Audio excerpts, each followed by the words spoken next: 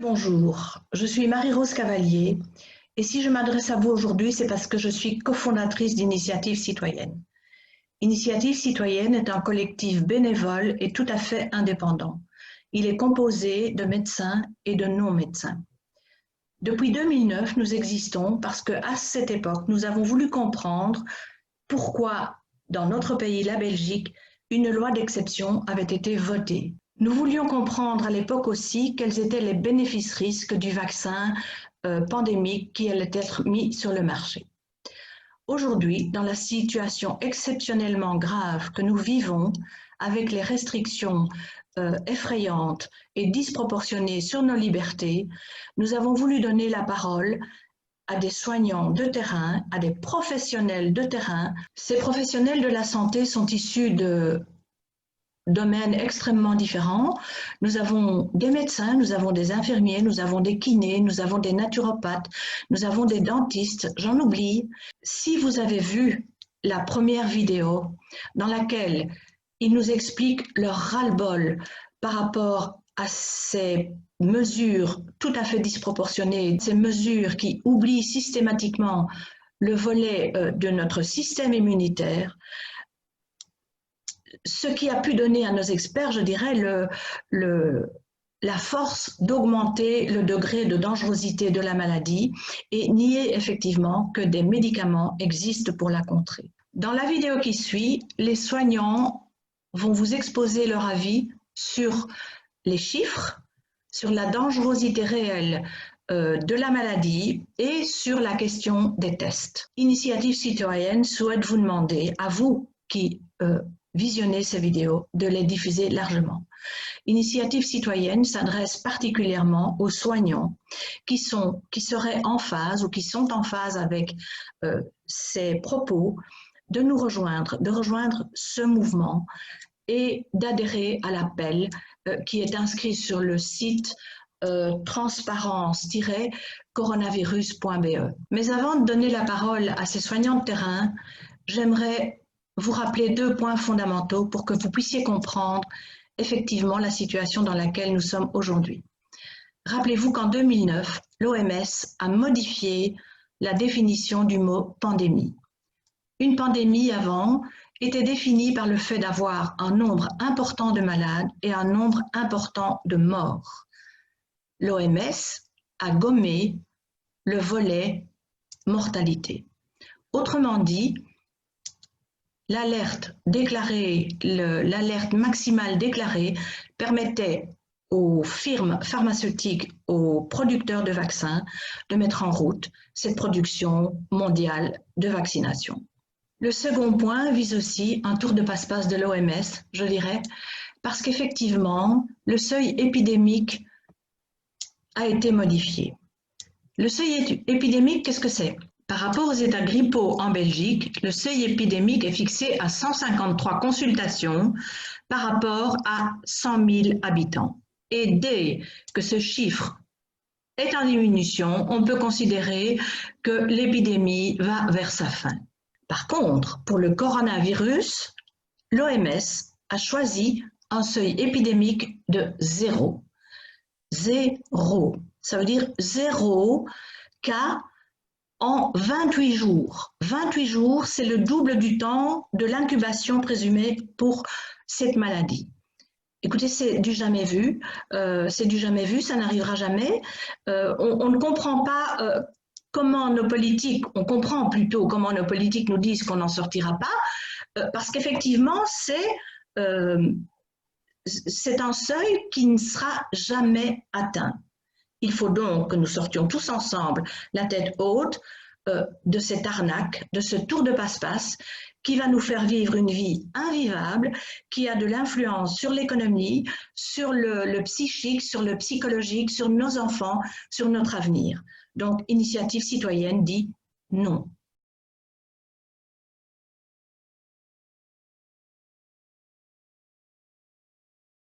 Bonjour, je suis pharmacienne et j'aime mon métier et mes patients, je suis au service de leur santé.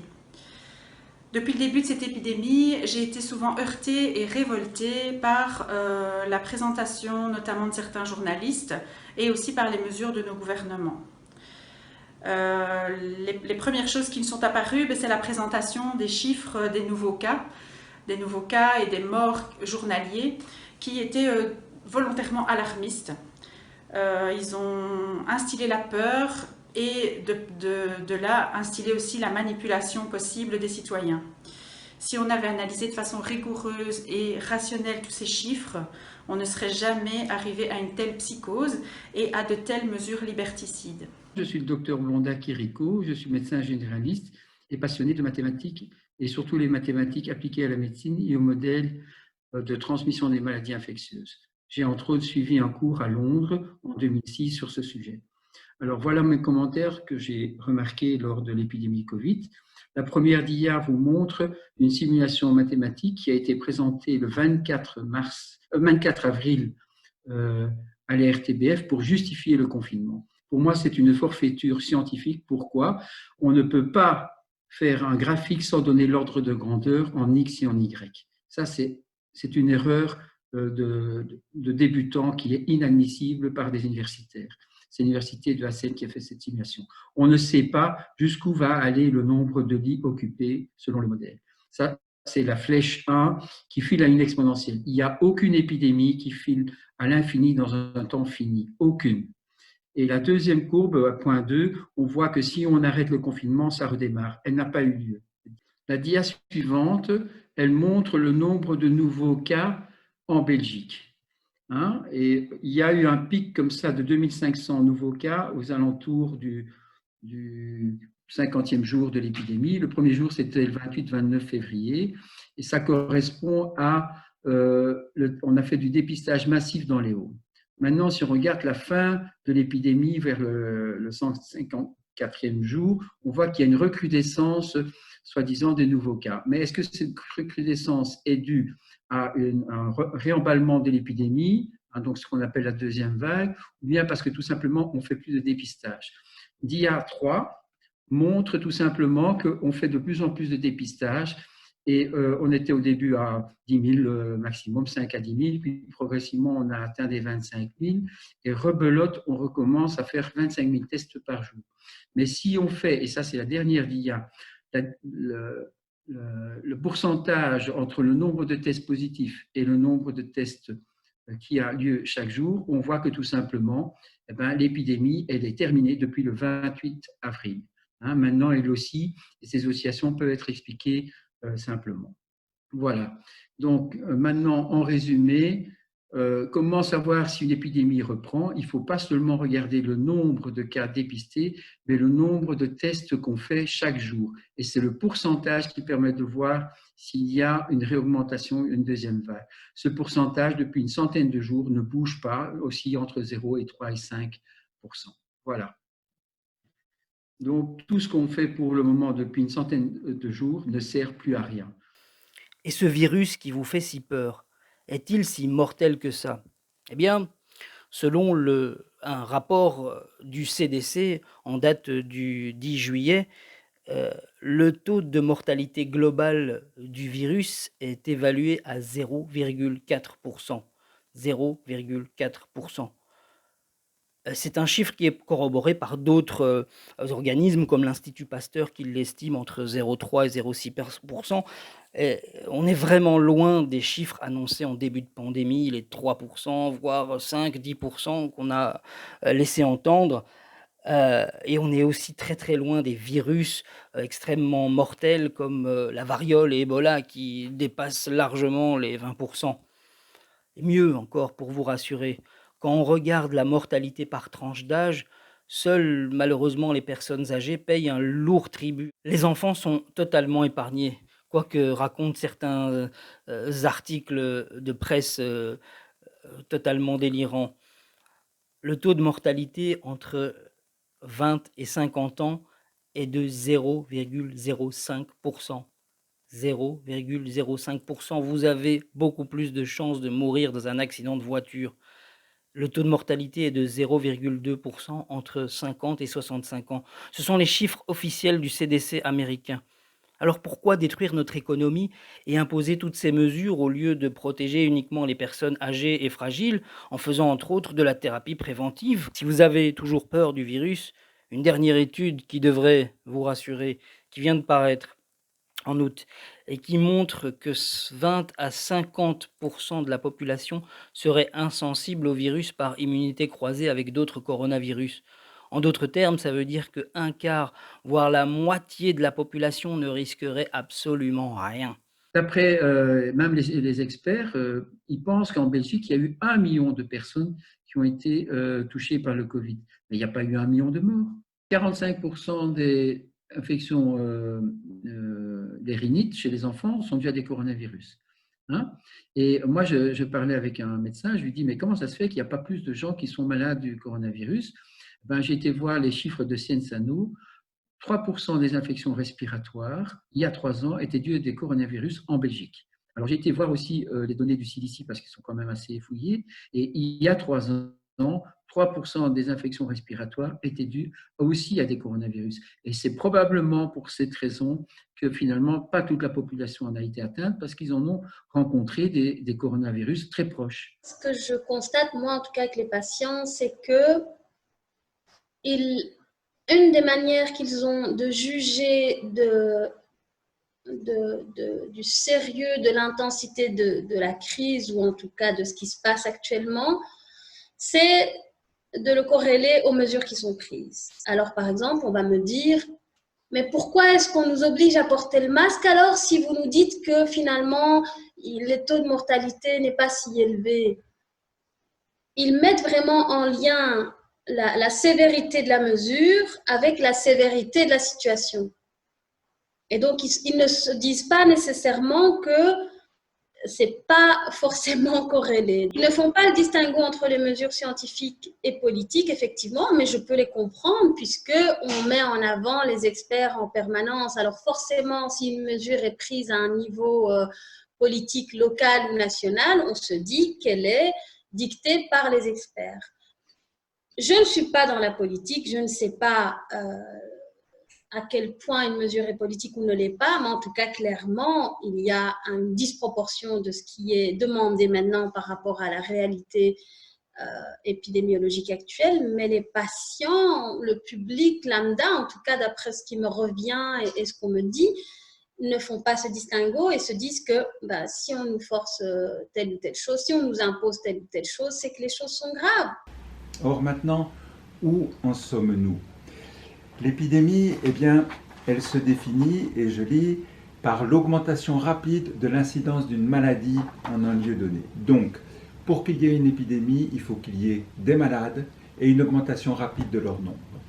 Or, d'après Siensano, et depuis la mi-mai, le nombre de malades diminue progressivement pour atteindre un plancher où il est resté stable depuis bientôt 2 mois.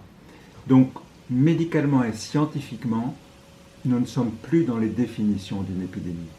Bonjour, je me trouve devant le Sahlgrenska sjukhuset, c'est le grand hôpital du centre-ville de Göteborg. Et on a quand même une belle chose à annoncer, il n'y a plus de personnes malades ici de Covid-19. Les lits sont libres dans le service de pneumologie. Donc, et on regarde sur l'ensemble du pays, c'est étonnant que ce pays qui avait eu la crise un peu plus tard que la Belgique et qui n'a pas choisi de faire le confinement, n'a pas choisi de faire des masques. Ils ont quand même fait certaines mesures de distanciation, certainement, mais ils sont déjà passés de crise et ils n'ont plus de personnes malades ou en train de mourir dans leurs hôpitaux. Peut-être une personne cette semaine. Donc, c'est quand même une très belle nouvelle pour nous en Europe. Et j'espère que ça donnera des signaux pour les nouvelles idées de mettre des masques à Bruxelles.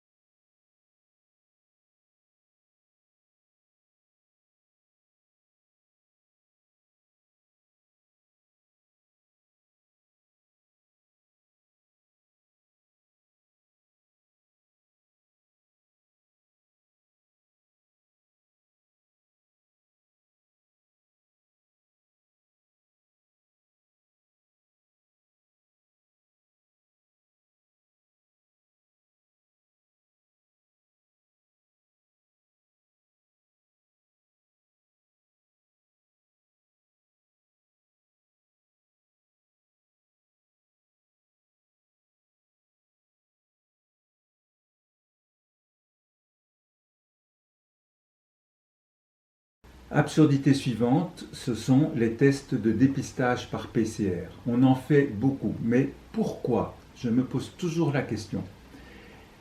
On trouve des gens positifs, c'est-à-dire qui sont asymptomatiques, qui ne sont pas malades, mais qui sont porteurs du virus. On en trouve beaucoup, et le nombre que l'on trouve tous les jours est porté sur nos écrans de télévision tous les soirs, un peu comme on faisait pendant le pic épidémique avec le nombre de morts que l'on montrait sur les écrans tous les soirs, générant la peur et l'insécurité. Et cette peur de la mort que l'on continue à générer ainsi est tout à fait illusoire, irréaliste, puisque nous ne sommes plus dans une épidémie.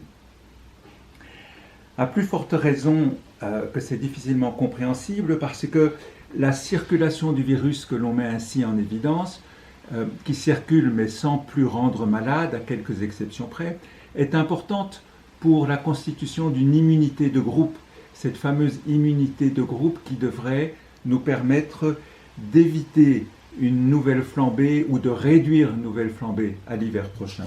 Ce virus corona, lorsqu'il touche quelqu'un, aboutit à un diagnostic sur le test de positivité.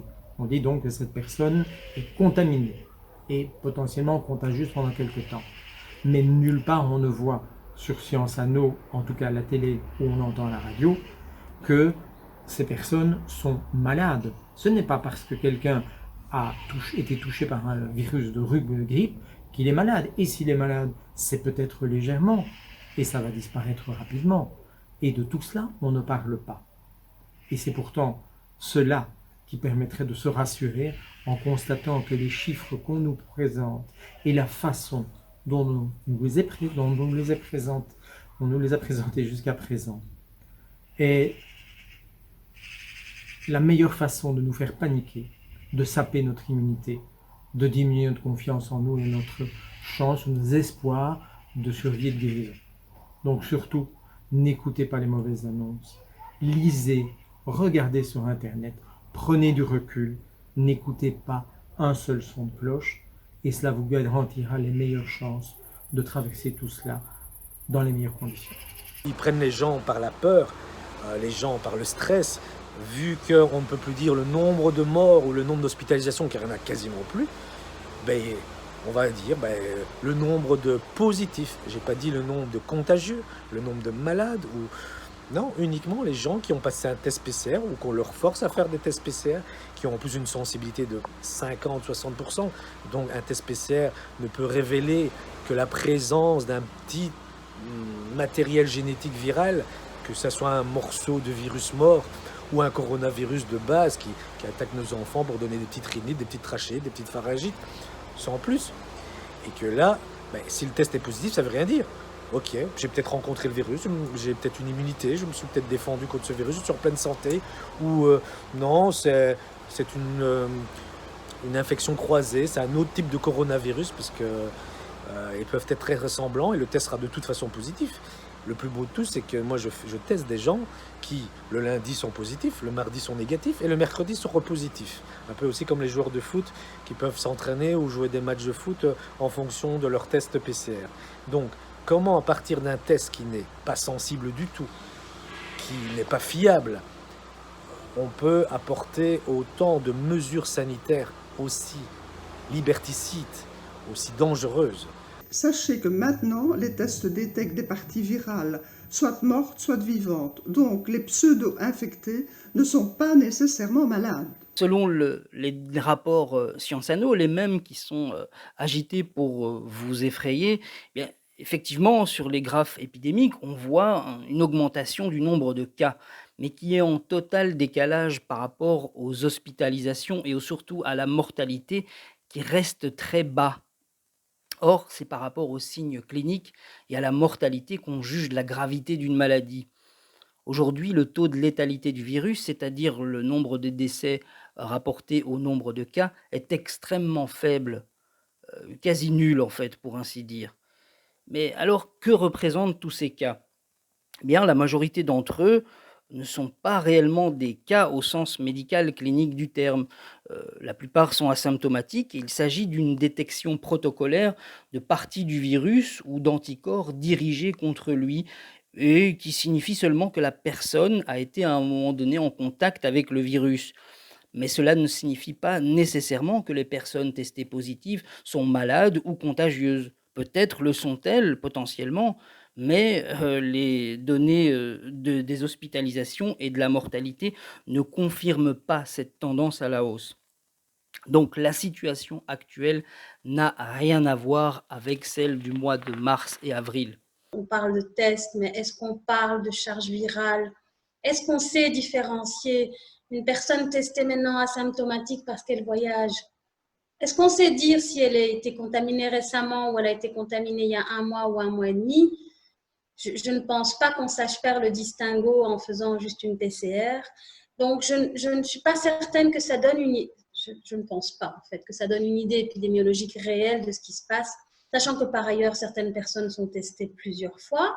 Énormément, effectivement, de faux négatifs. Il y a des personnes qui sont testées plusieurs fois, mais qui sont testées plusieurs fois positives, en début de quarantaine, en fin de quarantaine, avant un voyage, au retour d'un voyage. Enfin, il y a des personnes qui sont testées plusieurs fois et qui, d'après ce que j'ai compris dans les chiffres de Cienzano, sont repris comme étant plusieurs tests positifs. Donc là aussi, je ne sais pas comment est-ce qu'il faut interpréter tous ces chiffres. Une autre absurdité, c'est que l'on fait des tests sanguins pour essayer de déterminer la présence d'un antigène spécifique qui serait la preuve de l'immunité de chaque personne ou de la population. Tout d'abord, différents réactifs sont utilisés en Belgique suivant les laboratoires. Certains en utilisent même plusieurs parce que leur fiabilité est, je vais dire, relative. Et puis ensuite, il est extrêmement réducteur de limiter l'immunité contre ce virus à un simple antigène spécifique. En effet, cette immunité est d'abord cellulaire et puis ensuite elle est humorale complexe. Ces tests de dépistage se font assez brutalement et de manière répétée, ce qui veut dire que quand on frotte ainsi dans le nez, de manière appuyée, on finit par provoquer des lésions sur les muqueuses nasales qui sont autant de portes d'entrée pour les virus et les bactéries. Ce qui, de nouveau, est au niveau d'un principe de mesure sanitaire assez questionnable. Sans parler du traumatisme psychique que cela provoque lorsqu'il s'agit d'un enfant. En effet, on fait ces tests sans aucune anesthésie et ils sont quand même désagréables, si pas douloureux. Alors qu'un petit spray d'unicaïne serait tellement facile à faire pour protéger des enfants.